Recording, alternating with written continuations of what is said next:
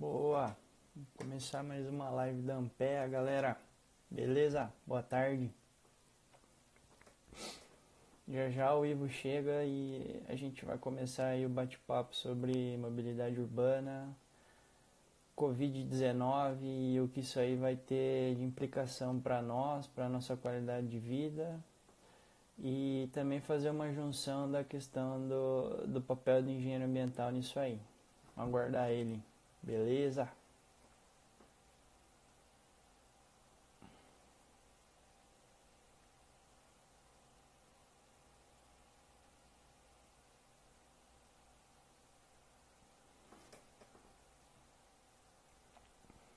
Opa, Ivo, beleza? Deixa eu colocar aqui.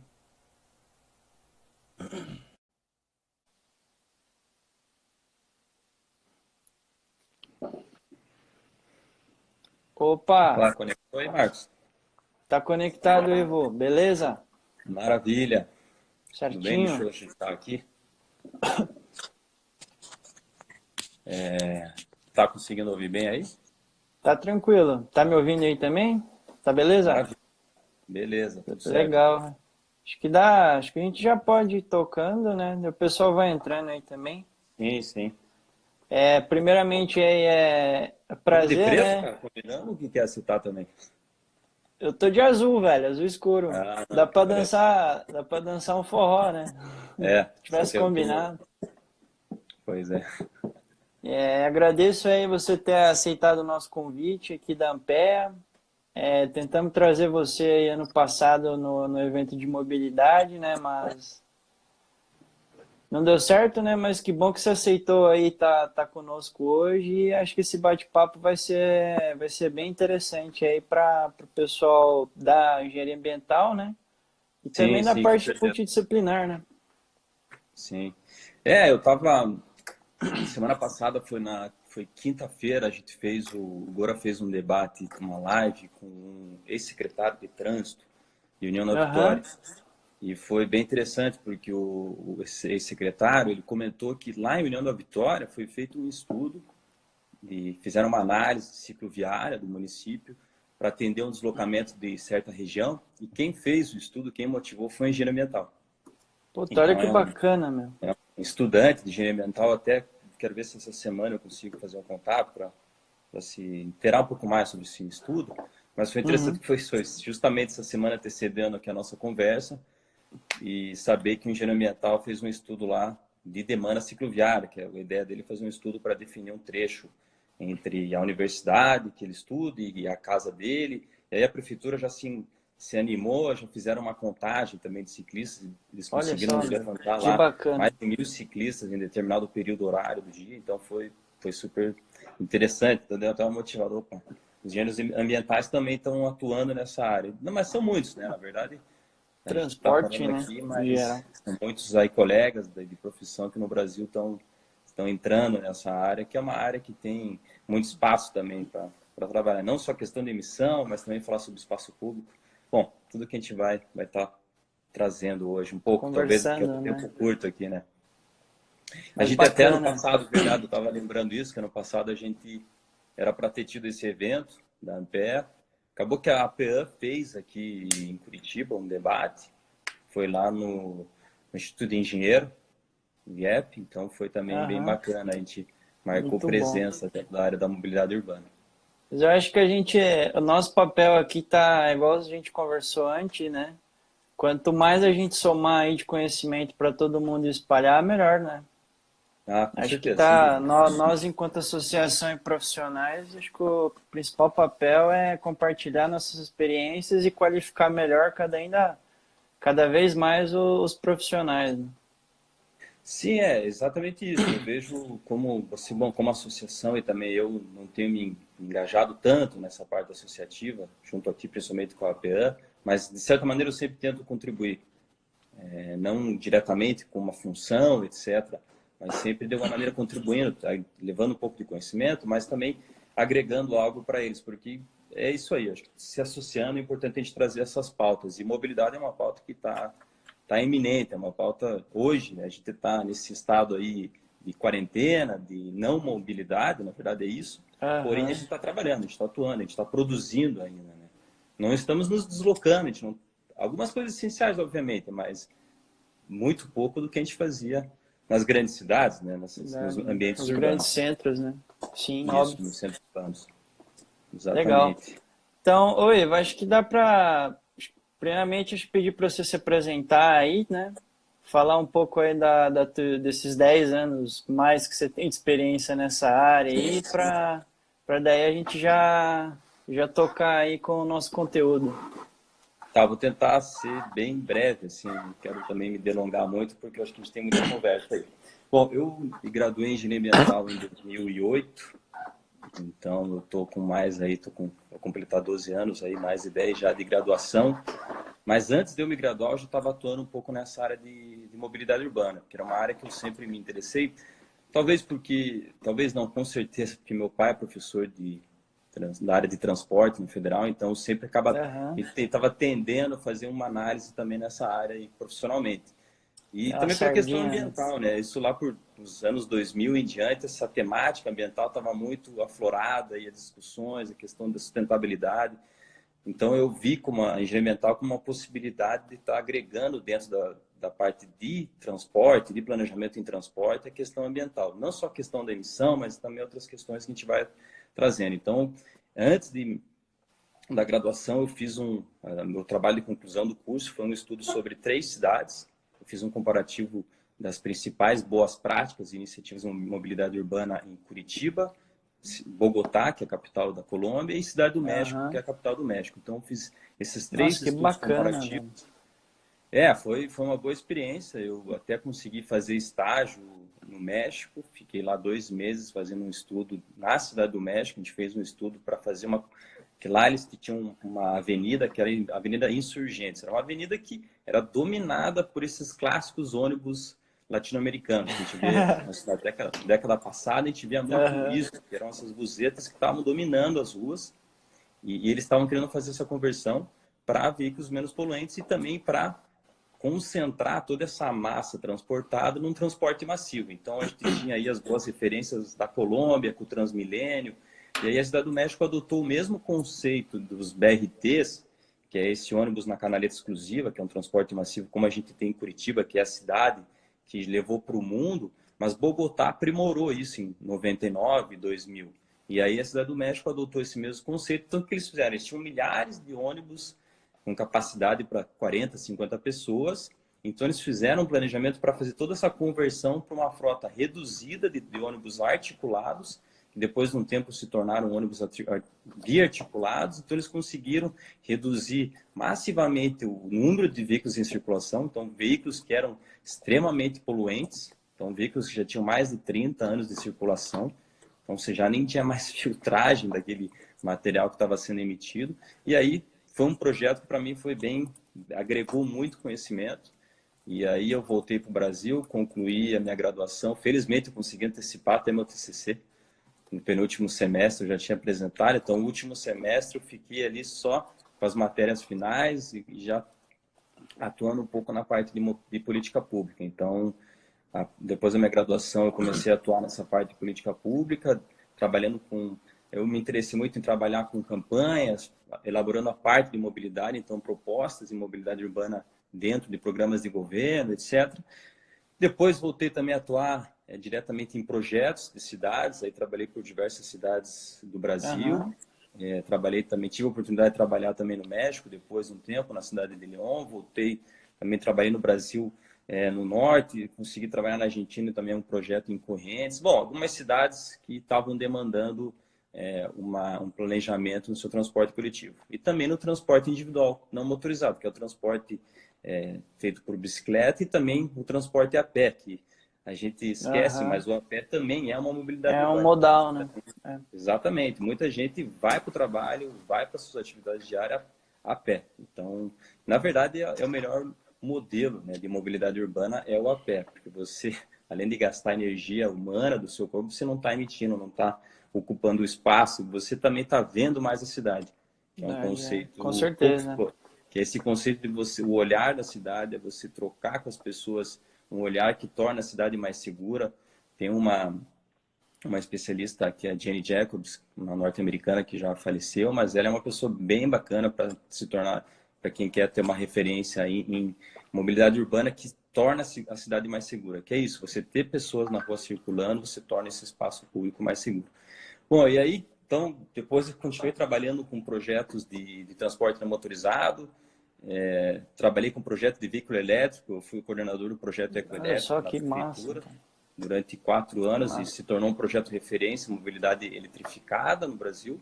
Então, foi uma ação bem importante que mostrou que era possível uma prefeitura implantar um projeto com veículo elétrico e você otimizar o uso também dos servidores públicos dentro da prefeitura dos veículos. Porque você pegar aí Curitiba, por exemplo, tem 1.200 veículos próprios. Metade é Aham. alugado, metade é uma frota alugada a um custo elevadíssimo, e a outra metade é uma frota própria, que não tem manutenção, que está Não tem sucateada. nada, né? Então, foi um projeto bem interessante, que durou aí 4 anos. E, em paralelo, eu trabalhei muito com... Não trabalhei, mas fui muito ativista também na ciclomobilidade em Curitiba, trabalhando com a Ciclo Iguaçu, vários projetos, desde a construção da Praça de Bolso, iniciativas de contagem de ciclistas, entre outras Uhum. ações educativas que a gente desenvolvia Cara, que periodicamente. bacana. Massa. E para concluir, eu acabei entrando diretamente na política, trabalho atualmente com o Gora, o deputado estadual Gora, e cuidando também um pouco da parte da mobilidade, sustentabilidade, mas também coordenando a equipe ali. Estou como chefe de gabinete, então acabo cuidando geral, mas sempre tendendo um pouco aí para mobilidade e sustentabilidade, que são as áreas que eu aí nesses 10, 12 anos aí após graduação que eu fui aprimorando. Então tentei Cara, eu resumir vejo. em 4, 5 minutos aí. Eu acho que isso é interessantíssimo, né? Porque você teve a experiência de culturas diferentes, de países Sim, diferentes, soluções diferentes. E acho que talvez uma coisa que falte na graduação é essa questão da política pública, né? O quão exatamente. importante é você, como técnico, também fazer essa análise política para propor diretrizes para o planejamento urbano das cidades, né? Até É, mesmo agora que a gente tem essa situação, se começar a pensar caso ocorra uma pandemia, né? Também. sim, e aí a gente veio para o nosso tema. E eu acho que Isso. só retomando um pouco essa questão da experiência, para mim, foi muito importante essa experiência que felizmente eu tive de conseguir conhecer outros lugares e ter essa vivência. Eu felizmente consegui uma bolsa para estudar na Espanha em 2011, fiz minha especialização em transporte lá. Uhum. Então, ao mesmo tempo de estar trabalhando, sempre também tem que estar se aprimorando, você se educando, conhecendo mais medidas e técnicas. Então, sempre estar aprimorando o conhecimento. Isso, para mim, foi importantíssimo. Então, eu consegui essa bolsa, fui estudar na Espanha, fiquei meio ano fazendo uma pós lá específica sobre mobilidade, sobre transporte terrestre, que trouxe um conhecimento vasto, que ele desmistificou, assim, essa pós desmistificou como a Europa conseguiu investir tanto, os países da União Europeia conseguiram Uhum. investir tanto em mobilidade. Você vai para lá, quem teve oportunidade, né? Ou quem não teve, vê mesmo à distância, sabe que é assim, questão de transporte urbano, transporte rodoviário, transporte aéreo, transporte aquaviário, são assim níveis bem à frente do que a gente está vivendo aqui Do no que a Brasil gente hoje. Então tem. foi com certeza uma experiência única. E hoje a gente está vendo a Espanha aí como, agora não é mais o foco da pandemia, mas foi um dos principais países aí foco, como a Sim. Itália também, são países que têm uma infraestrutura assim a desejar. Eles têm realmente uma infraestrutura a desejar, tiveram muito investimento na União Europeia entre 2008 e 2011, pesado, sendo recursos multibilionários em euro para investir em metrô, trens de alta velocidade, em aeroportos, em sistemas aquaviários e também sistemas não só de mobilidade, mas também sistema de geração de energia. Então é importante Ó, também destacar ótimo. isso, que lá a Espanha, por exemplo, é um país referência em energia fotovoltaica. É interessante até rapidamente trazer aqui que eles usam até energia fotovoltaica para bombear a água.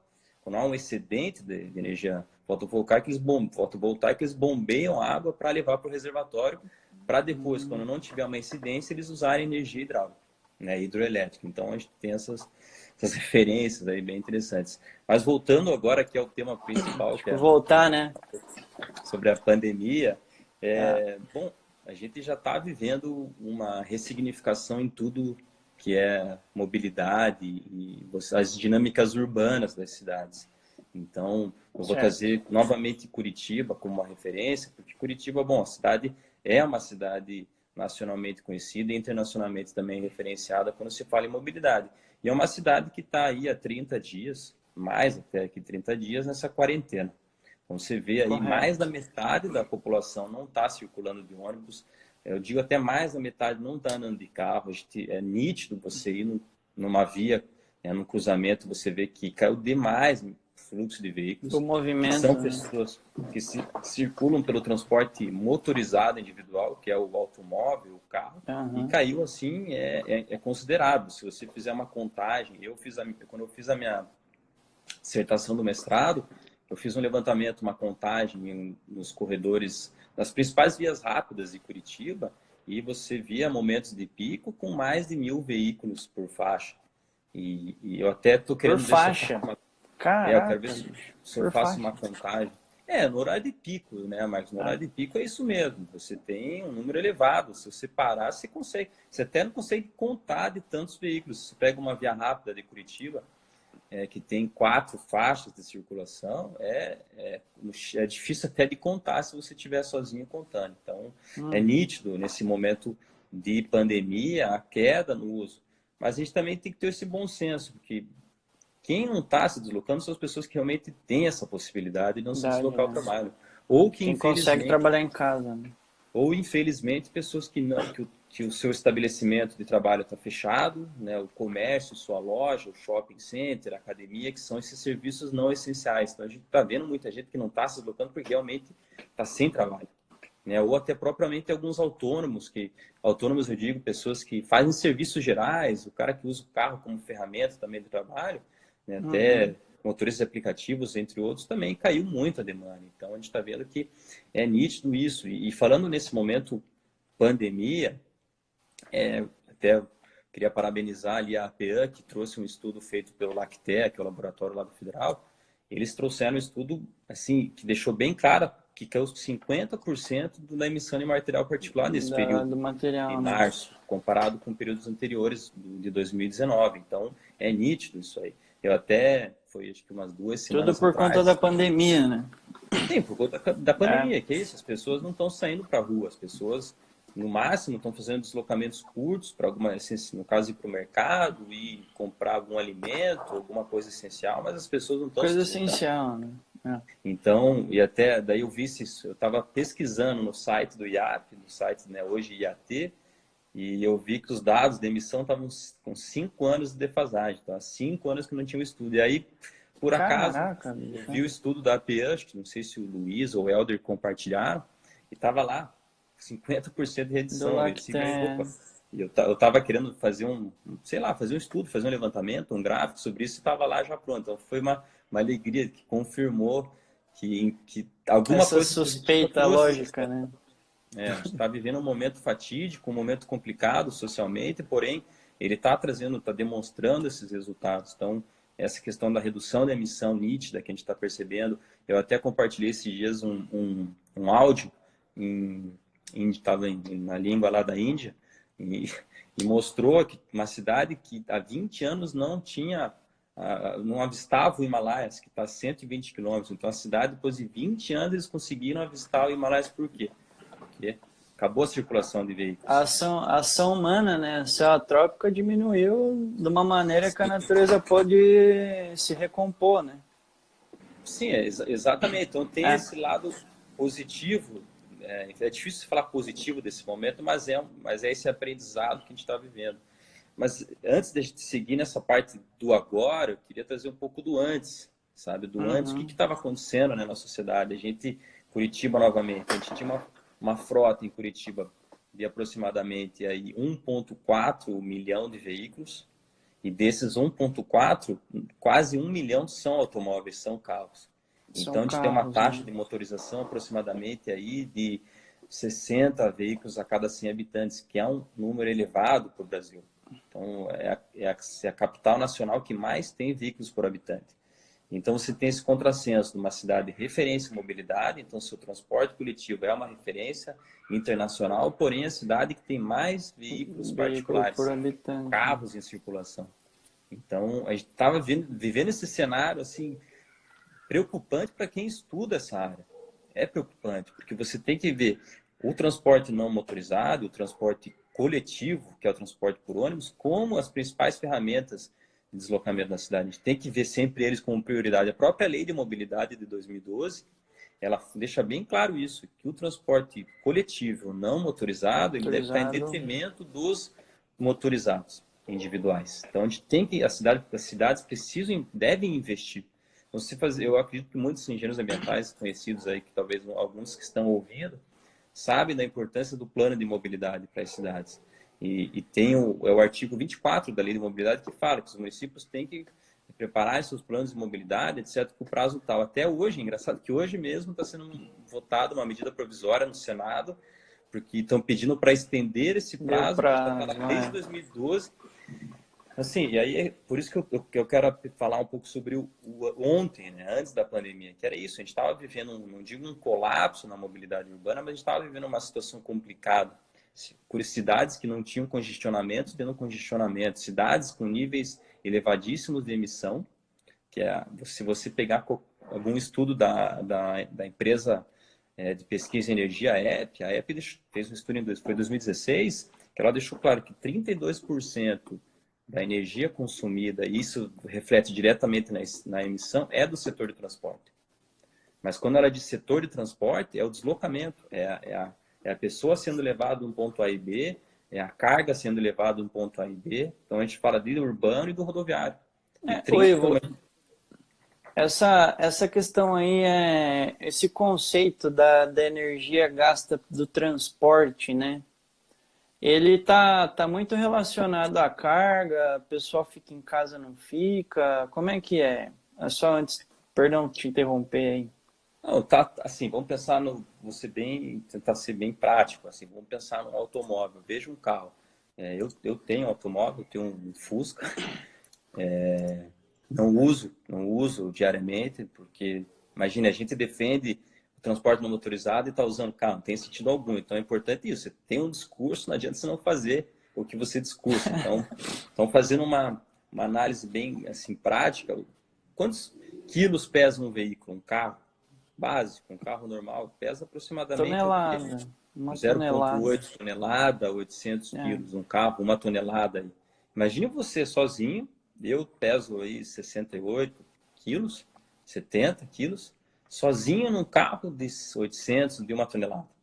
Então, alguma coisa está errada. Aí. Há uma ineficiência em tudo isso.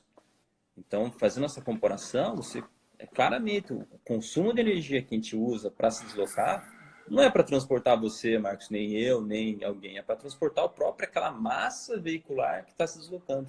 bacana, né? Então, é Aquele muito, então, volume ali, né? é interessante fazer essa análise, que ela é muito prática, assim, que é isso. Então, a gente está no excesso de consumo de energia. E aí você fala no transporte coletivo.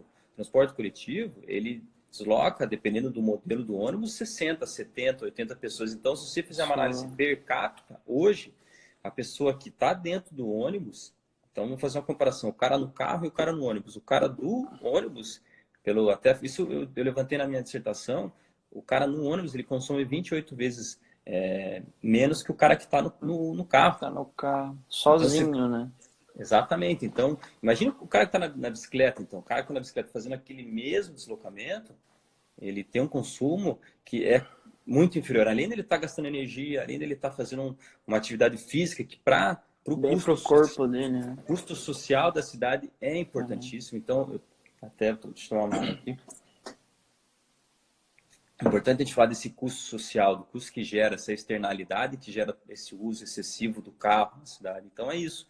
Então aí você vê o cara dentro do ônibus, ali, uma lata de sardinha apertada e você no teu carro sozinho. Aí a gente fala um pouco sobre o espaço usado para tudo isso. Então o carro, você tem um carro de 12 metros quadrados, o carro está usando um espaço aí que o cara no ônibus está apertado, usando um espaço de 1/6 do metro quadrado, que para você fizer, assim, dando um exemplo de A dimensionamento, proporção ali, né?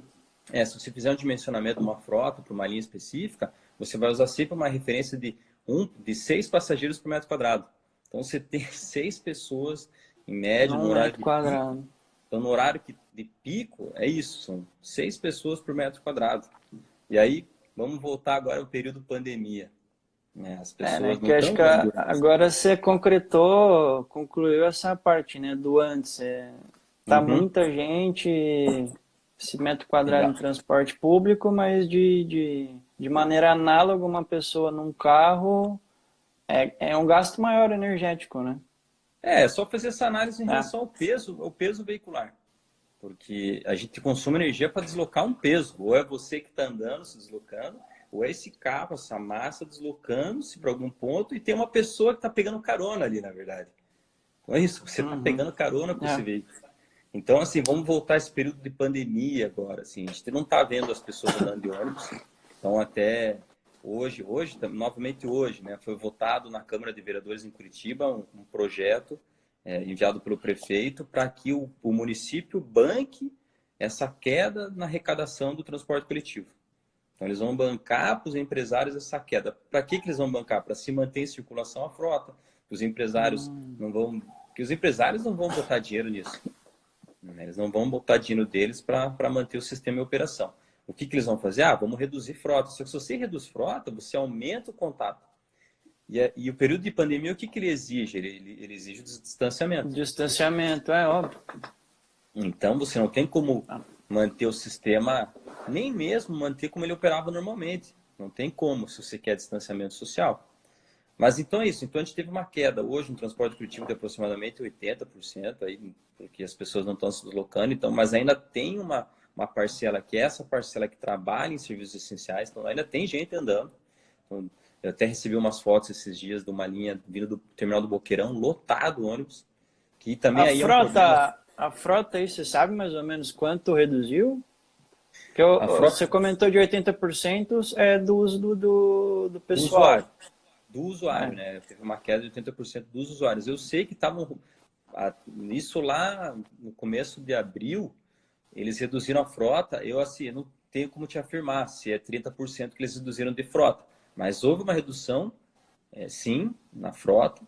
E até o prefeito esses dias falou que não tinha falado para reduzir, mas aí são outras polêmicas mais políticas, né? Que a gente não vê um caso, Entendo. mas a prefeitura, nesse momento, ela tem que pensar, não, a gente tem que manter esse sistema em circulação, a gente tem que manter, tem que ofertar, porque ainda tem pessoas que, infelizmente, não podem ficar em quarentena, não podem manter esse distanciamento, que seria o ideal, na verdade, o cenário ideal para a gente achatar a curva dessa situação, né, da pandemia, é realmente quarentena, né? Ninguém sair de casa, fechar mesmo, só realmente quem tem que sair, mas isso não está acontecendo, né? Diz que esse final de semana tinha centenas de pessoas ali no Museu do Olho, ali no Museu Oscar Niemeyer, estavam ali Sim. na grama.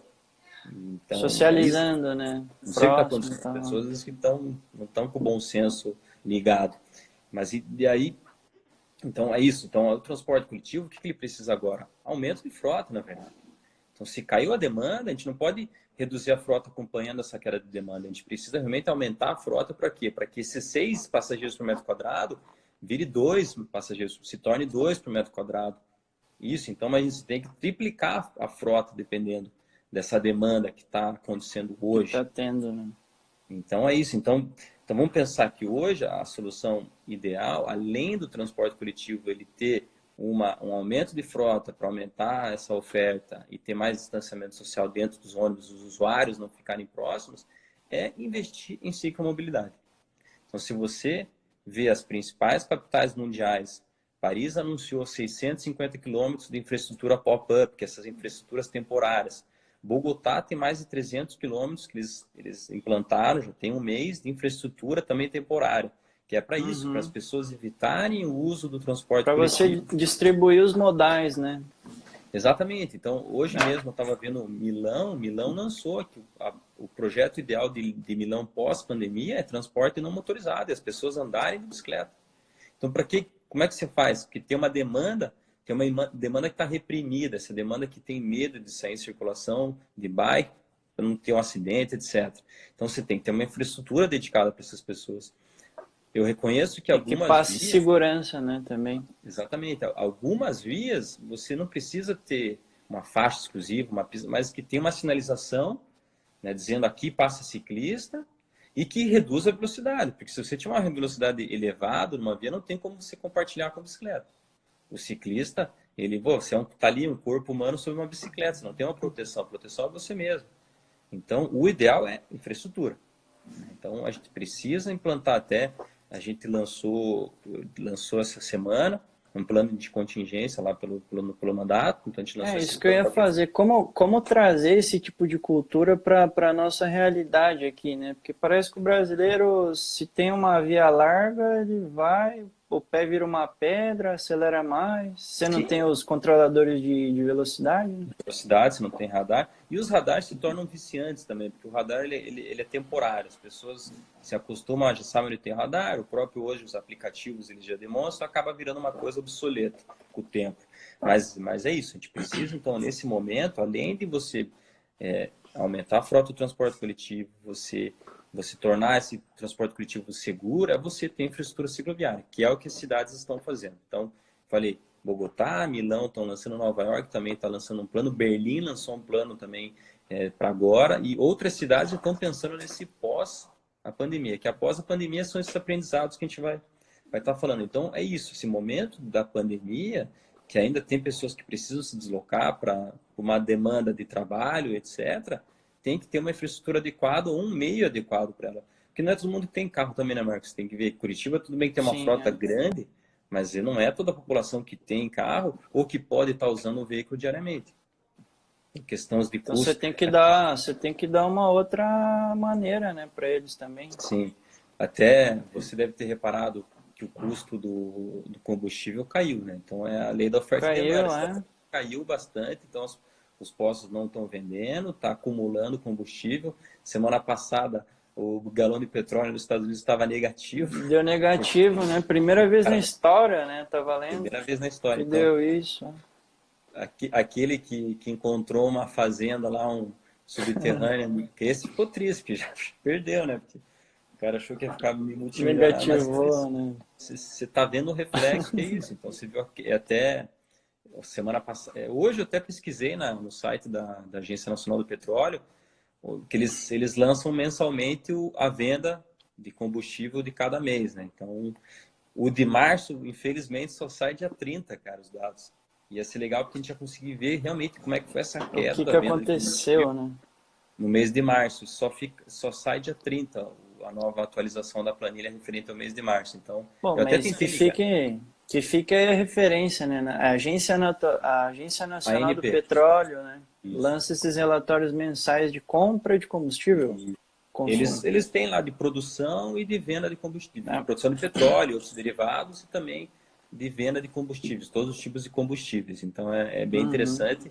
Só que eu queria trazer hoje esse dado e fiquei vendo todo dia ele se ia sair, não saiu, e hoje vai que eles lançam, né, antecipadamente, Ah, mas infelizmente não saiu. Mas seria bem interessante para a gente ver realmente esse impacto na curva ali de venda de combustível, que realmente está elevado. Eu não sei quanto está hoje a gasolina, também não sei como estava antes, mas provavelmente deve estar aí ó, 15, 20%. aqui em Londrina, até mês passado, estava abastecendo aí coisa de 4,25, 4,30. Hoje passei no posto, a gasolina estava 3,25. Aham, 3,25. 25, Caraca. R$ 1, cara, quase, sem brincadeira. Eu assim, quando se fala em redução do preço do combustível, para mim não é uma coisa interessante, legal, né? Pô, vou conseguir. Que não é legal, na verdade. Você está usando combustível fóssil, você está andando de carro. Se você parar para pensar no que a gente comentou do antes, né? Se você desse um Sim. combustível mais barato, mais pessoas iam consumir mais, né? E se essa redução refletisse direto na tarifa do transporte coletivo, aí sim é excelente. Ah, Cara, é aí sim porque você vê queda na tarifa, você vê as esse é um pessoas usando viés, né? mais. Que aí você vê as pessoas andando mais de ônibus, o cara larga o carro em casa mesmo, que quando a coisa pega no bolso, cara, é isso, as pessoas aderem ao Complica. automóvel. Então é isso, se esse reflexo fosse na tarifa do transporte coletivo, excelente. Aí você vê as pessoas se fidelizando no transporte coletivo, realmente deixando o carro em casa, etc. E aí Esse é um ponto interessante que você tocou, porque aqui em Londrina, nem na região, não escutei nem boato de que a tarifa em tempos de pandemia sairia mais barato ou não. não, você não É, vê nada, não tem uma, não sei. deveria ter, porque é isso, não está tendo consumo. Mas é que no transporte rodoviário, que é o que consome o diesel, de fato tá se consumindo.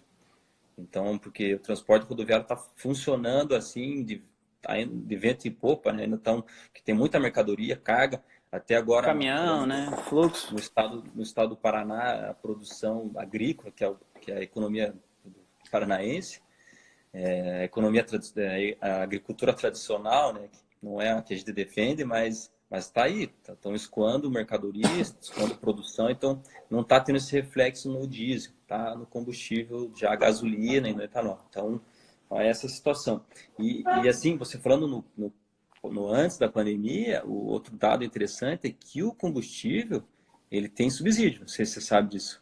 O governo estava vendo Banca é uma parte, né? um dado do IDESC, o IDESC publicou um estudo, foi no final do ano passado, que o combustível, na produção e a venda, eles tiveram subsídio do governo. São aproximadamente 85 bilhões de reais de subsídio destinado. Então, você vê, o transporte individual, que a gente sabe que é um problema para as cidades, claro que individualmente ele é bom, né? A pessoa se sente bem dentro do carro, né? O conforto, mas não é, para a coletividade ele não é um cenário ideal para a cidade. Então você vê também isso nesse pré-pandemia. E na pandemia, Talvez fosse um dado interessante de se buscar, né? No agora, sim, se a partir de agora vai ocorrer mais esses subsídios ou não, alguma coisa do tipo. então, por que não destinar esses subsídios para o transporte coletivo? Hoje, por que não destinar ele para uma situação que vai melhorar a empregabilidade, a renda de quem não está trabalhando? Então você vê aí milhares, milhões de pessoas que não estão trabalhando. A gente podia criar benefícios para essas pessoas. O governo até criou agora um de R$ 600, mas para uma parcela só profissional. Tem gente que outros tipos de profissões também tinham que estar recebendo e não estão recebendo. Então, a gente tem recurso, sabe? A questão mais é destinar corretamente esse recurso. Mas, Gerenciar e destinar melhor, né? isso. Mas voltando um pouco aí à questão da pandemia, é isso. A gente está tendo esse reaprendizado através desses trabalhos remotos, então é interessante ver isso no caso do meu trabalho, a gente está conseguindo fazer reuniões, a gente faz aí às vezes 3, 4, 5 reuniões por dia remotas, a gente usa essas TN plataformas, né, Plataforma. hoje para fazer reuniões online. Então a gente está conseguindo escoar a nossa demanda através desses trabalhos remotos. Eu reconheço que é importante ter algum contato presencial, porém está sendo um aprendizado. E eu vejo isso como um reflexo geral na sociedade. Muitas pessoas que estão mantendo o trabalho e pessoas que fazem trabalhos de até o próprio engenharia ambiental, mas outras engenharias, pessoas que fazem muito trabalho criativo, que é projetos ali que duram às vezes 2, 3 meses, que o cara consegue fazer em casa, remotamente, a pessoa faz no computador, no sua escrivaninha. Então você vê que essa pessoa está conseguindo desenvolver e está sendo um aprendizado para todos. Eu vejo que grandes corporações, grandes empresas que realizam viagens, reuniões presenciais, etc., eles vão reavaliar tudo isso, sabe, Marcos? Depois, né? Com certeza, agora indo um pouco para o pós-pandemia, é isso, está sendo um aprendizado. Até a gente estava conversando ontem com um amigo, é isso, as empresas não vão mais mandar o funcionário para uma reunião lá em Recife, só se for uma coisa assim, o cara tem que ser presencial, mas eles vão dar um jeito, não, faz aí webconferência, hoje tem aquela plataforma tal, vou ter que assinar um documento, cara, hoje tem certificação digital, você consegue assinar digitalmente à distância. Então, assim, realmente vai ter essa necessidade. O cara ir lá para Hong Kong fazer uma reunião. Então, vamos pensar um pouco no transporte aéreo, que emite taxas elevadíssimas assim, de emissão. Também, né? Então, aí você. Para que o cara. Não. E economicamente para as empresas, o cara, não vou. E vai ser um período de 2, 3 anos de economia. Todo mundo vai ter que recalcular todos os investimentos, etc. Porque é isso, vão 2, 3, 4, 5 meses de quarentena e após esse período vão ser feitos os recálculos financeiros das grandes empresas, os municípios também vão ter que recalcular seus contratos. E aí, falando um pouco sobre essa mobilidade corporativa, eu falei de Curitiba, né? Curitiba tem uma frota alugada de 600 veículos aproximadamente, é um custo elevado. Esses veículos, eles ficam períodos ociosos durante o dia. Então, para que vai ter, Só para que fica ter tantos ocupando veículos? espaço, né? Para que a gente pode ter E metade desse onerando o município onerando nós, né? Porque a gente está pagando tudo isso, na também. verdade. Né? O cidadão que paga aí através do IPTU, ISS entre outros impostos municipais. Essa taxa, esse valor gasto pelo município para aluguel desses veículos vem direto da contribuição do munícipe mesmo? Vem do orçamento É municipal, contribuição né? direta, né? Vem do orçamento. Então, o município de Curitiba hoje tem um orçamento de 8,5 bilhões por ano, 8 bilhões aí. E a gente tem esse custo do aluguel dessa frota que atende demandas da prefeitura. Atende, por exemplo, a demanda do prefeito ir num lançamento, numa inauguração de um parque, ou para um secretário ir numa reunião, ou para levar um malote do departamento de finanças para um outro departamento. Então, assim, é um uso que dá para otimizar, realmente. Então, tem como você otimizar esse uso. Então, eu dou esse exemplo por quê? Porque as empresas, né, ou os municípios, as administrações públicas que têm grandes frotas, eles vão reaver essa necessidade. Eu espero que eles revejam, na verdade. Não digo que eles vão reaver, porque tem outras questões polêmicas no meio de tudo isso, desses grandes contratos, né, de municípios, mas eu não tenho dúvida que empresa, a iniciativa privada, eles vão rever. Será que eu preciso ter essa frota tão grande se eu fiquei aí 3, 4 meses tendo reunião com distância, E a videoconferência? produtividade continua a mesma, né? Se bobear até melhora. Ah. Exatamente. Cara, Então, tem esse... aí me vem uma outra curiosidade aí com o que você falou. Eu não tenho muito conhecimento dessa política nacional de mobilidade, mas na parte de resíduos tem artigo que fala que o serviço tem que ser sustentável, né? Ou seja, mesmo que seja cobrado do munícipe, o que é cobrado tem que ser a quantia meio que cubra os custos, né? Para não se ter prejuízo. Então, você tem alguma noção, assim, só me veio de curiosidade, se essas contribuições que o pessoal está tendo por aí consegue bancar esses serviços de mobilidade corporativo? É, é que assim, né? A gente tem que pensar. Você está falando de iniciativa privada ou você está falando do cenário de uma administração? Do público, Então, administração pública.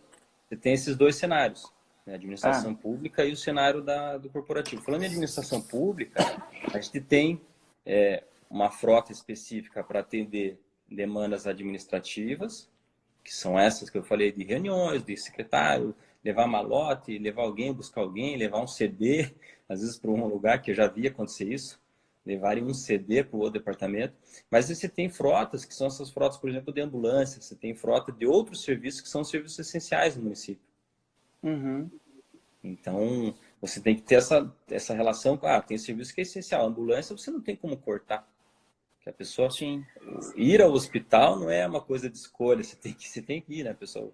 Se a ambulância vai te buscar. Então, esses custeios, eles são previstos nessas leis, na lei orçamentária do município, que ele já prevê para o ano seguinte.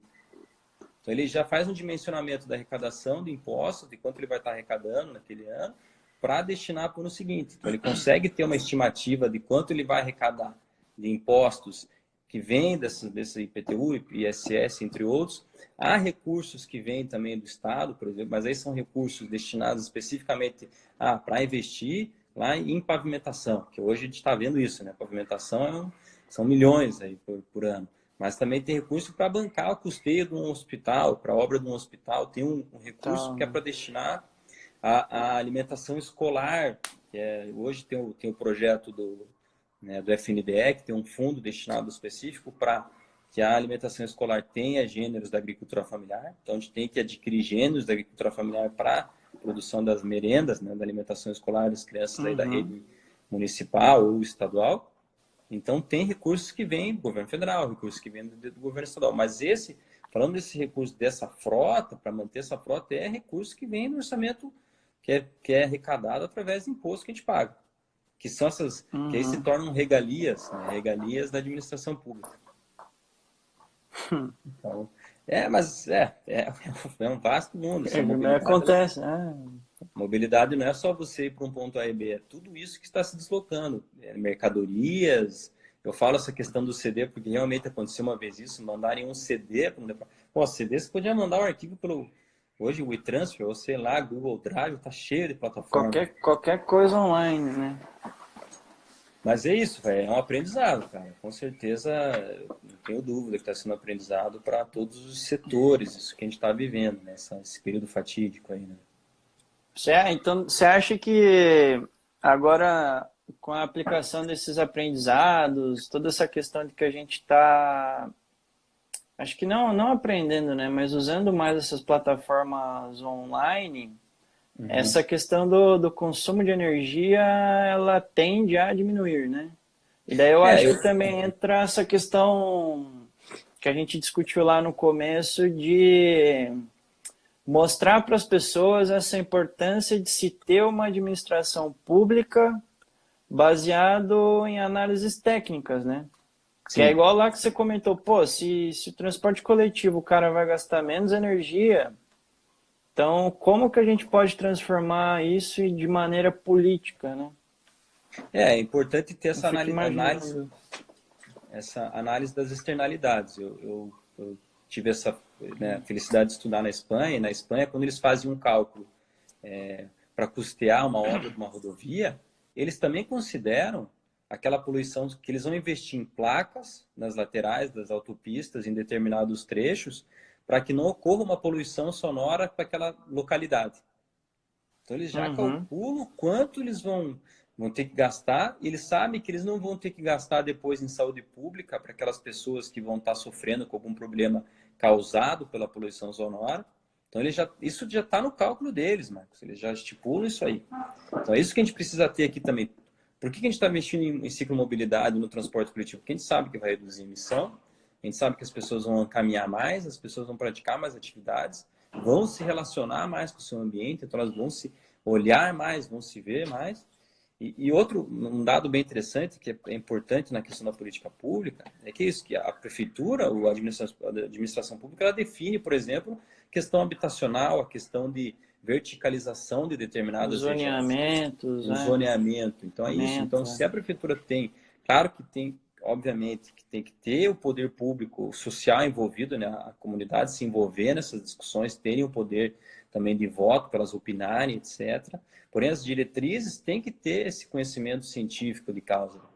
É importante ter. Então, hoje, a gente viu lá, a USP desenvolveu um respirador que vai custar R$ 1.000.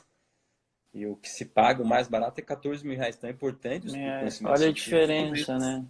Conhecimento científico Isso trouxe é tecnologia nacional, né? Ciência tecnologia. nacional.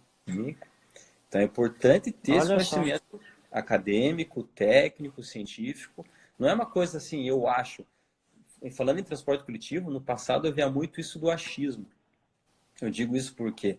Porque as pessoas, quem não tem carro, o cara não tem bicicleta, o cara trabalha a mais de 7, 8, 10 quilômetros de distância, que são distâncias que para a bicicleta não são ideais, claro que são possíveis, mas não são ideais, o cara, ele usa o ônibus. E aí o ônibus não passa na frente da casa dele, passa 3, 4, Passa 5 quadros. longe. Então, é importante também nessa análise científica, técnica, etc. Vamos analisar. Então, por isso que vamos falar um pouco sobre pesquisa, origem e destino. Por que é importante a pesquisa, origem e destino? Matriz Ela OD, né? consegue. Famosa. Pesquisa OD. Pesquisa OD. Curitiba teve a primeira, depois de. Olha, nunca teve, na verdade, uma pesquisa feita pela prefeitura, teve agora em 2016, que até hoje a gente não sabe direito os dados. A gente sabe que a pesquisa destacou que 2% dos deslocamentos são de bicicleta. Se você fizer um dois cálculo por rápido. cento só, cara. Mas Olha só. se você fizer um cálculo rápido, Marcos, esses 2% eles podem representar 15, 20 mil pessoas. Que são 15, 20 mil pessoas que estão andando na rua, se arriscando, passando lá de carro, como você falou, com a pedra no acelerador. É muito pouco. Então, porque, dá para ampliar isso aí, dá para ampliar. Só que a gente precisa saber como é que está isso aí. Precisa ter esse estudo, precisa ter esse levantamento. A pesquisa Quais ODEira as demonstra rotas isso. que as pessoas usam, E se é isso. essas vias, se essas rotas são seguras para elas, né? Todas essas questões. Exatamente. A pesquisa ela consegue criar uma matriz de viagem, exatamente definindo, o Marcos sai do ponto A, que é a casa dele, e vai para o ponto B, que é o escritório, ou a faculdade, etc. Então, eles conseguem ter essa matriz, e aí, a partir dessa matriz, eles conseguem, através de um sistema de modelagem, modelar quais que são as linhas ideais para atender essas demandas específicas. Então, é importante ter esse estudo. Foi bem legal que você trouxe isso. É importante a gente ter esse conhecimento científico. Até semana passada, eu participei de um congresso internacional, cara, que foi o Comus, 8 mil inscritos no Ah, mundo esse inteiro. foi bacana, hein, meu? Você participou também dessa? Interessantíssimo, é. Interessantíssimo. eu não sei se você viu ali, teve umas palestras bem boas sobre modelagem, até foi interessante. Mas é isso, as coisas estão acontecendo remotamente, né? Mas defendo como você, cara. É importante ter esse estudo, ter uma análise científica de causa, profissional que a gente tem aí várias profissões, independente de cada demanda, claro, essa profissão atender, mas é isso. Se a gente não tiver uma análise científica, fica no achismo, né, cara? Fica no, eu acho que é melhor ali, aí vem um vereador falar, não, eu prefiro que passe por lá, porque lá eu tenho o meu reduto eleitoral. Não, não pode ser assim. Não pode ser. Tem que ser, não, é um estudo, tá aqui a pesquisa, identificou Tá que a aqui rota a tem que ser prova, né? então, certamente, e como ele falou agora aqui, né, cara? Você vê lá, o respirador custou 14 mil no mercado tradicional e a USP desenvolveu por R$ 1.000 e vai construir em poucos dias. Não sei quantos dias que eles conseguem produzir. Mas é isso, cara. Se não tiver o conhecimento científico de fato, a coisa fica no achismo. Cara, eu vejo que esse, por exemplo, esse Commons, né? Ele foi um primeiro congresso online e, cara, acessível, é gratuito, né? Qualquer pessoa poderia se inscrever e participar. E Sim, e sugar o eles... conhecimento lá de uns profissionais, professores, que eu até ia comentar com você lá. Eles falaram muito de Madrid, Barcelona, zonas de baixa emissão, etc. Tipo, são profissionais que têm uma capacidade de repassar um conhecimento de qualidade, né? E é um conteúdo gratuito, né? acho que até tá, eu até ontem, hoje, É. na verdade, eu queria rever uma palestra, até tá lá online, se quiser ver. Mas é isso, você falou de Madrid, né, Barcelona. Madrid e Barcelona são cidades que têm um turismo elevado, né? Então, lá é milhões, é uma cidade, eles, só Madrid e Barcelona acho que devem receber o número de turistas que o Brasil inteiro recebe. Então, eles precisam ter investimento massivo em mobilidade. E aí você falou essas zonas de baixa emissão, é isso? Eles pegaram, vamos falar rapidamente sobre Madrid, eles fecharam um perímetro no centro de Madrid que não pode entrar de carro. Você, o teu carro particular, você não entra. Eles liberaram para táxi elétrico, bicicleta, mas Morador, né? você não... Aí, morador, óbvio, mas você não pode entrar com o teu carro. Ah, vou cruzar por aqui porque é meu atalho. Então, Curitiba fez isso na gestão anterior, implantou a Zona Calma. Então, foi um projeto aí ambicioso, um projeto que, infelizmente, uma parcela da população, que é essa parcela que usa o carro, que cruza o centro, às vezes, para achar que é um atalho, foram contrários, porque aí reduziu a velocidade. Até tinha um conhecido que falou que para ele aumentou em 10 minutos o tempo de deslocamento dele. Eu achei que foi um pouco elevado. Acho que não sei se ele está vendo aqui, mas não sei se ele calculou, se ele cronometrou, mas ele falou que aumentou 10%. Eu falei, cara, tá bom, né?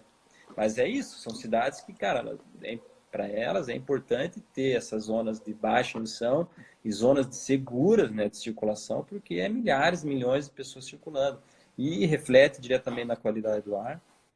Se Paris, por exemplo, tem dias do ano que é proibido andar de transporte motorizado, que a tarifa é gratuita, por quê? Porque eles têm picos no verão que a qualidade do ar está muito baixa.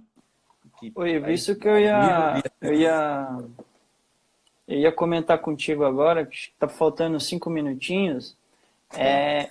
Eu já até te perguntando assim da sua opinião mesmo, né? Agora que você comentou essa questão que eles têm um dia sem carro, né? A gente começou lá do antes da pandemia, transporte público lotado, pessoas usando carros. Agora a gente está com a quarentena, né, o lockdown, ninguém sai, a qualidade do ar melhorou e muito, né, 50% aí em Curitiba, tal. A gente até falou do Lactec, né? E Do como Lactea, a Lactea. Lactea, perdão, até a gente conversou com o Emílio semana passada também. Mas me veio à cabeça assim, será que aqui no Brasil, já que a gente está começando a entrar nessas plataformas online, né? Entrar não, usar mais, né? Já não seria alvo de algum tipo de diretriz propor um dia da semana, empresas que façam, sei lá, 50% dos funcionários home office, né? Empresas que podem fazer isso, que tem algum tipo de incentivo, alguma coisa, pensando no pós, né? Então, a gente já tem anualmente o dia de bike ao trabalho, né? Tem um dia que é, não sei se é o dia 9 de maio, agora tem que ver, mas agora é em maio, que é esse dia específico para que as pessoas simulem essa vida independente do automóvel, que é ir ao trabalho sem o carro, que é ir de ônibus, é ir a pé, é ir de bicicleta, até a carona é incentivada de certa maneira, se você não conseguir largar o carro mesmo, às vezes a carona é um incentivo, mas tem esse dia de bike ao trabalho. Então, só que assim, né, Marcos, depende da administração pública, o poder Pública, né? público, ou municipal, ou estadual, ele tem que determinar isso. Porque a gente falar em individualidade, é difícil você tratar a individualidade para uma cidade, você pensar individualmente nas suas escolhas, nos seus gostos. Não tem como você fizer uma consulta pública, por exemplo, vamos atender as 1 milhão de pessoas que opinaram aqui. Você vai ter 10% que fala a mesma coisa, 15% que parecido, mas você vai ter talvez um 30% que é coisa diversa. Então você vai ter 300 mil pessoas falando coisas que eles querem para cada um. Aí você não consegue atender. Aí que entra esse estudo científico, essa análise de campo, esse estudo para dizer, não, qual que é o melhor cenário para a coletividade. Então, o dia do Bike ao Trabalho, o Dia Internacional do Bike ao Trabalho, tem que ser assim, as grandes empresas, ano passado, ano retrasado, várias empresas entraram nessa onda. Eu lembro, ano passado, até recebi um e-mail posso falar marca, que a Adidas mandou um e-mail lá, chegou por e-mail para mim, Dia de Bike ao Trabalho. Então, assim, tem empresas aderindo a isso. Olha só. Nesse pré-pandemia, antes da pandemia, já estavam entrando nesse ciclo, esse ciclo que eu digo positivo, né, um ciclo virtuoso, que é as pessoas aderirem a outros modos de transporte, que é o que essa pandemia está gerando um pouco, parcialmente, porque as pessoas, né, a gente falou muito em deslocamento, ir para o trabalho, essencial, etc., mas tem gente que quer sair para pedalar, para fazer uma atividade física. Eu estava vendo uma cidade lá, foi acho que foi na Filadélfia, não sei qual que é a cidade exatamente, foi na Filadélfia, eles estão incentivando as pessoas a pedalarem para fazer atividade física, eles criaram infraestruturas temporárias. Então também tem esse perfil de usuário que quer. Mas, novamente, a prefeitura, a administração pública tem que determinar isso, tem que encarar, né? Porque o prefeito muitas vezes vê o voto, quem vota em mim é o usuário do carro, porque eu invisto em pavimentação, em asfalto, mas não, é a sociedade está vendo. Então, esse grande aprendizado da quarentena vai reverberar, sem dúvida nenhuma, nas escolhas de mobilidade. Porque a gente tem que pensar um pouco nisso, Marcos, que eu vou para a farmácia, eu vou no mercado, eu vou na feira de orgânico, vai a pé, vai de bicicleta.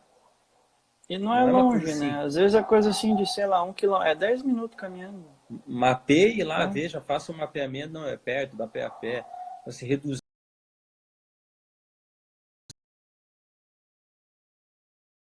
meios de reduzir. Voltou, né? Acho que está acabando, né?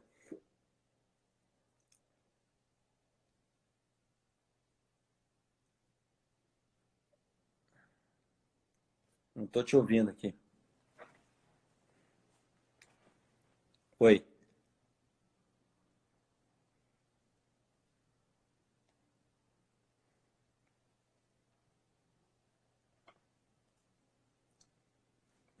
Cortou aqui, cara. Não estou te ouvindo mais.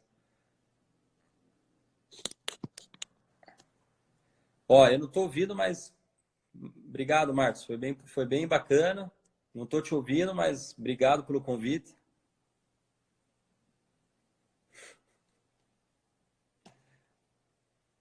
Obrigado.